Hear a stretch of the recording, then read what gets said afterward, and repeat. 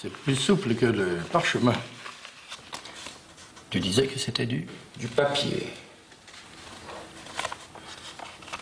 Saurions-nous en faire?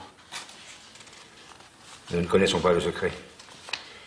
Les Arabes le tiennent d'après un pays très lointain qui a pour nom le pays de Chine. On en sait peu de choses, sauf qu'il s'agit d'un empire comparable au vôtre.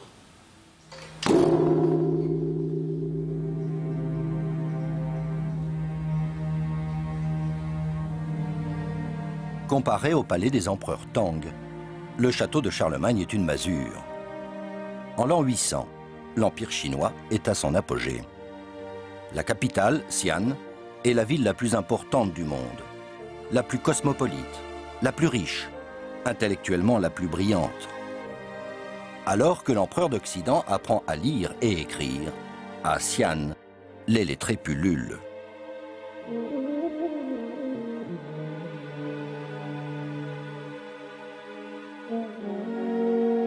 Le papier a été inventé en Chine il y a déjà 8 siècles. Il n'apparaîtra chez nous qu'au XIIe. Les moines bouddhistes l'imprimaient par estampage, avec des sceaux gravés.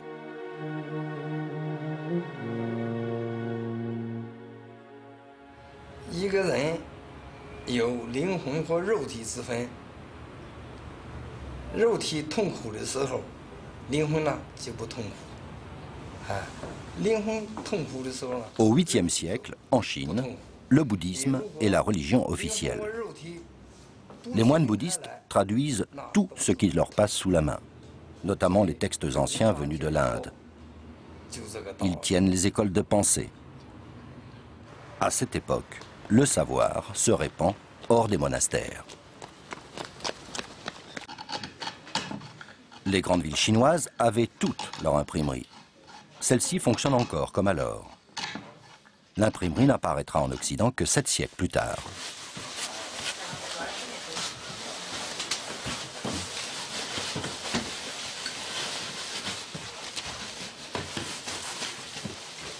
Un tel atelier pouvait produire des ouvrages par milliers d'exemplaires.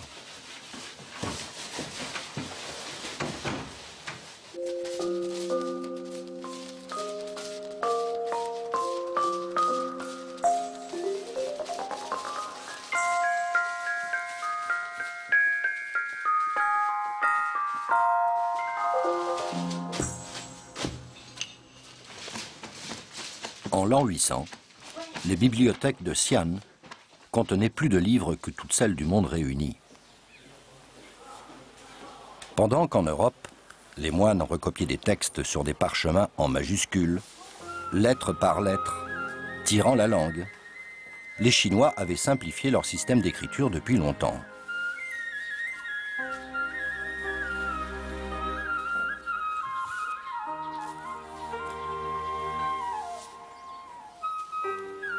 Ils adoptèrent alors une écriture légère et rapide, la calligraphie cursive.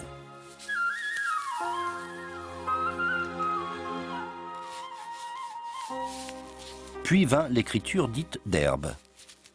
Elle est folle, parfois illisible. Elle dépasse les besoins de la communication. C'est un art en soi.